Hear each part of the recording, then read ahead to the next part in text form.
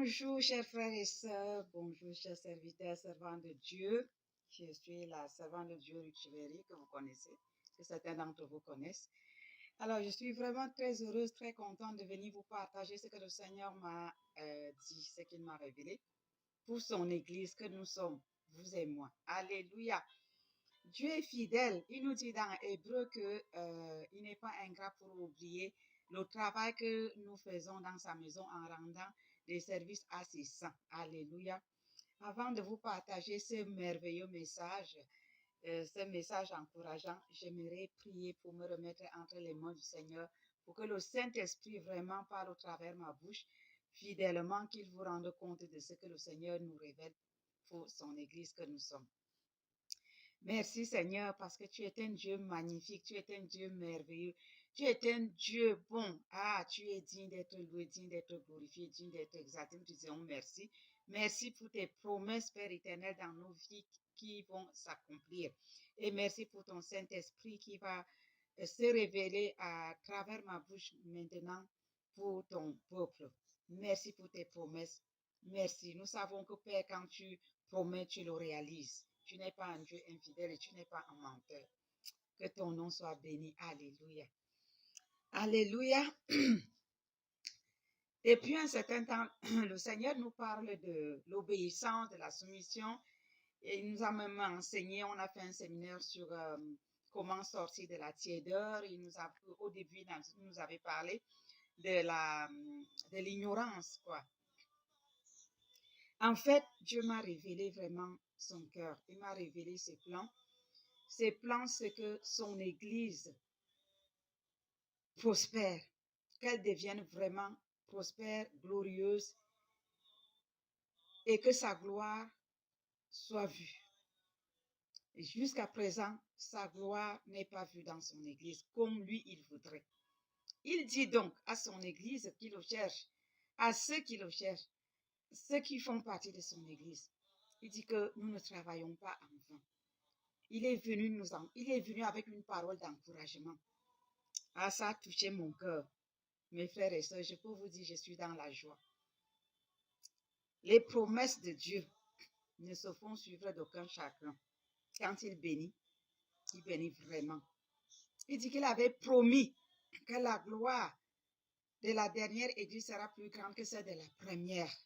Mais cette gloire n'est pas encore vue parce qu'il y a la réticence, il y a l'orgueil, il y a la désobéissance. Mais il a dit qu'à cause de son amour, à cause de sa bonté et à cause de ce qu'il le cherche en esprit et en vérité, il va se glorifier dans son église qui le cherche, qui crée à lui et qui respecte sa parole. Donc, mes frères et sœurs, si vous êtes de ceux-là qui ont opté pour renoncer à ce monde, sachez que cette parole est pour vous. Elle n'est pas pour tout le monde. Jésus-Christ dit dans Jean 17 qu'il ne prie pas pour tout le monde, mais qu'il prie pour ceux-là qui ont reconnu qu'il est le Fils de Dieu, qui ont reconnu la parole de Dieu à travers lui. C'est également la même chose ici. Il m'a dit, ces promesses sont pour mon Église qui me recherche, pour mon Église qui me craint, pour mon Église qui se prépare pour ma deuxième venue. Alléluia. Ah, je bénis Dieu. Nous ne travaillons pas en vain. Nous ne nous privons pas des plaisirs de ce monde en vain. Dieu est venu réjouir mon cœur et j'espère que vos cœurs seront aussi réjouis. Voilà, tout a commencé ici, dans Ésaïe 51, versets 22 à 23, et ensuite il a enchaîné avec Ésaïe 52, et je vais lire et expliquer les choses telles que je les ai reçues. Je lis au nom de Jésus-Christ, Ésaïe 51, versets 22 à 23. Ainsi parle ton serviteur, l'Éternel, ton Dieu, qui défend son peuple. Qui est son peuple si ce n'est son Église qui le recherche en esprit et en vérité, qui œuvre pour sa gloire? Voici, je prends de ta main la coupe d'étourdissement, la coupe de ma colère. Tu ne la boiras plus. Dieu parle à son Église aujourd'hui. Il dit que son Église ne va plus boire la coupe d'étourdissement, la coupe de confusion. Parce que le monde nous demande, pour nous parler de Jésus, vous avez les mêmes problèmes que nous. On se retrouve dans la confusion. C'est fini. Alléluia. Vive le Seigneur.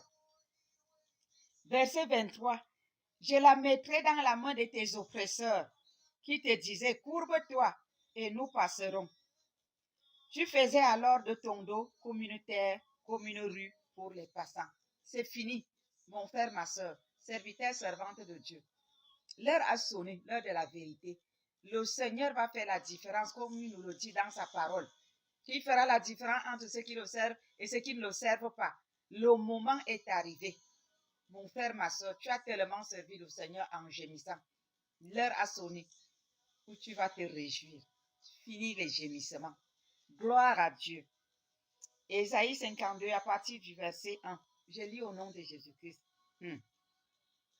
Ah, c'était tellement beau. Je rends grâce à Dieu.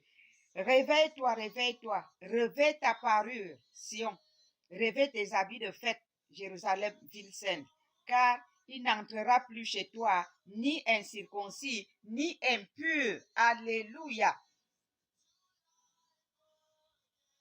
L'ennemi avait assigné, mon frère, ma soeur, l'ennemi avait assigné ses agents sur ton chemin pour venir bloquer ta destinée, pour te perturber, pour te torturer, pour t'attrister, pour t'oppresser. Le Seigneur dit c'est fini.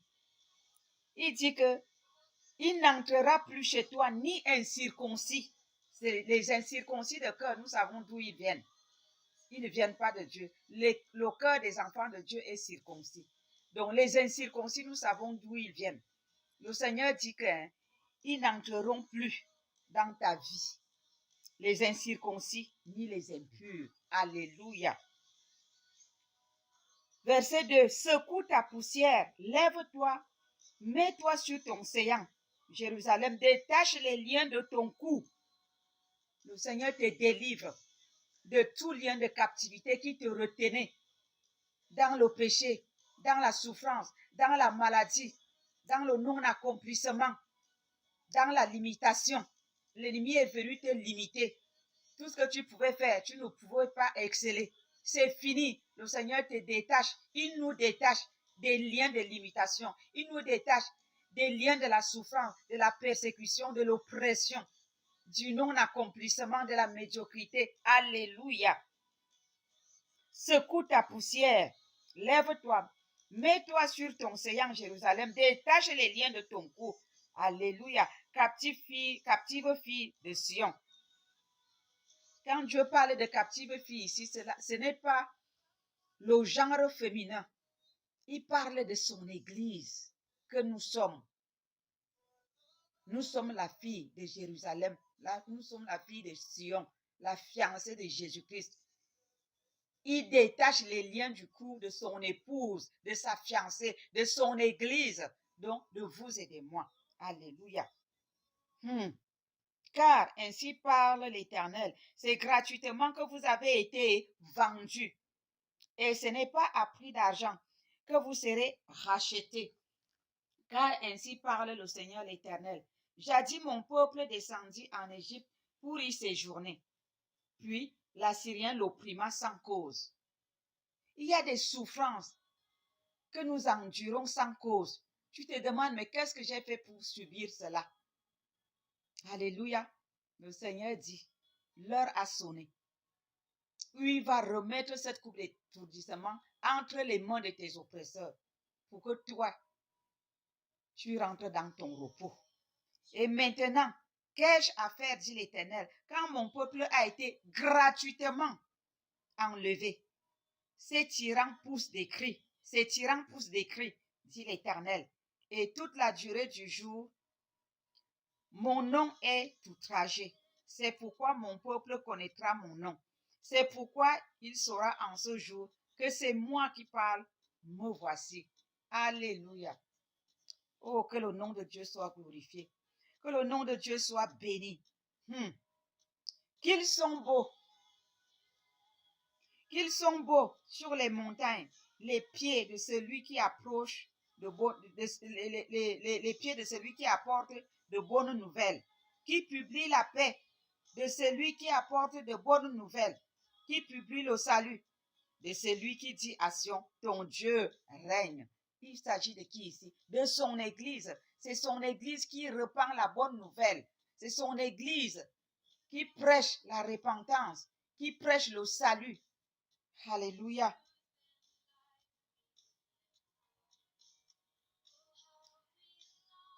La voix de tes sentinelles retentit. Elle élève la voix. Elle pousse ensemble des cris d'allégresse, car de leurs propres yeux, elles voient que l'Éternel ramène Sion. N'est-ce pas merveilleux d'être sentinelle? Nos cris, nos prières ont ouvert le ciel et le Seigneur a entendu pour son Église. Et au jour d'aujourd'hui, il nous répond. Il nous répond. Il dit, la voix de tes sentinelles retentit. Elle élève la voix. Elle pousse ensemble des cris d'allégresse. Réjouissons-nous, sentinelles des nations. Réjouissons-nous, enfants de Dieu, disciples de Christ, élus du Très-Haut. Réjouissons-nous. Ah, il y a une particularité avec les sentinelles. Mes frères et sœurs sentinelles, soyez bénis. Je vous aime. Le Seigneur nous aime. L'heure de la vérité a sonné. Alléluia. Gloire à Dieu.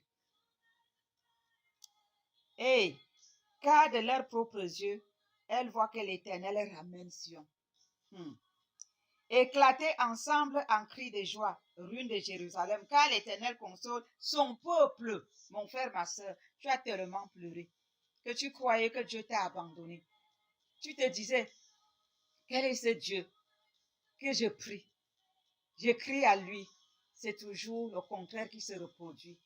Non, Dieu te mettait à l'épreuve pour voir si tu es sincère, si tu veux tenir, si tu es vrai.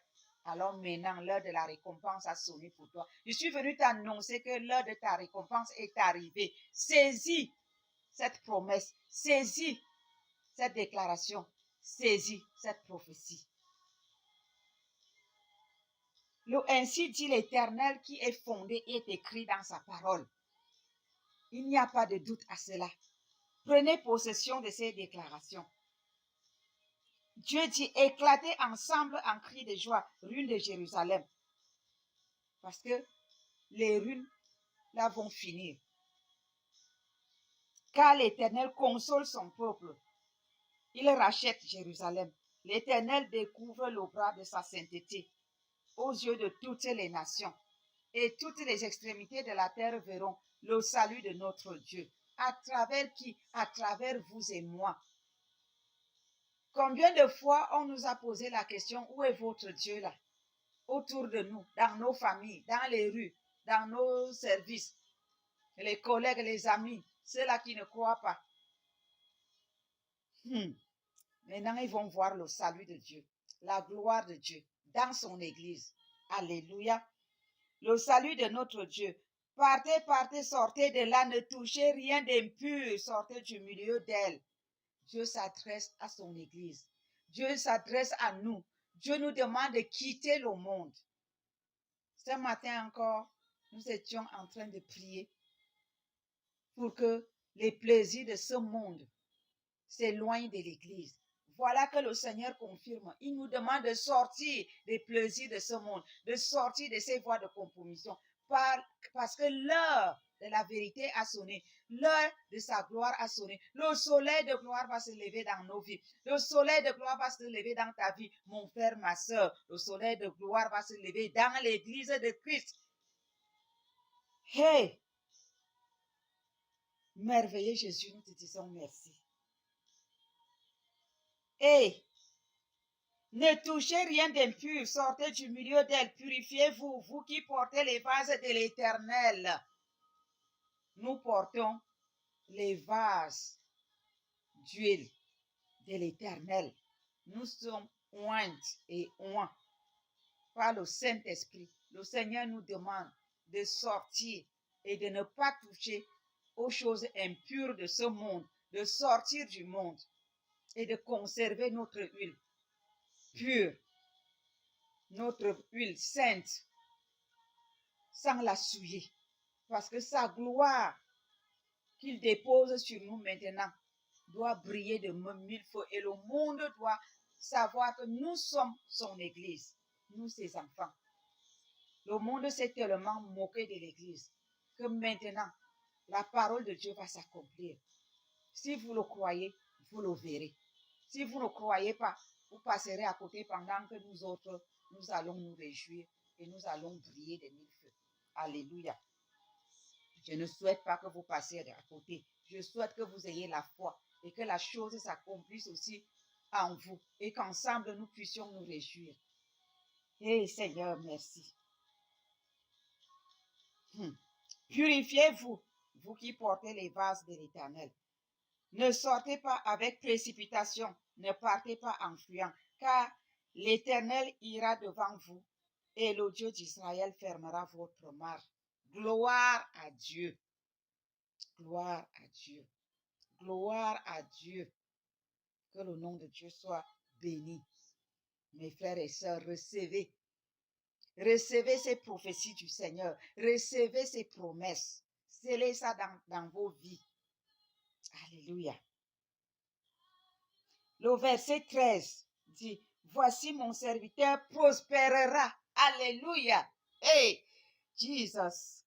Voici mon serviteur prospérera. Il montera. Mon frère, ma soeur, Dieu te promet l'élévation.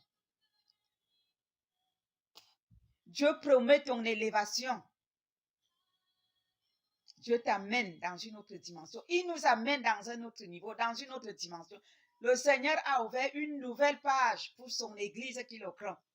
Pour l'Église qui se prépare. Pour son Église corps de Christ.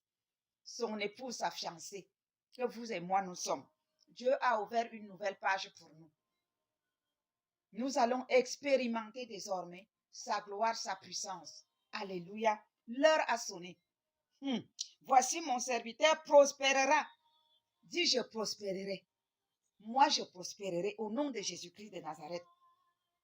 Je monterai et je me lèverai.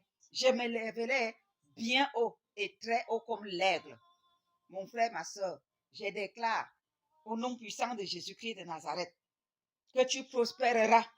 Tu monteras, tu t'élèveras. Tu t'élèveras bien haut et tu voleras plus haut que l'aigle. Alléluia. De même qu'il a été pour plusieurs un sujet d'effroi.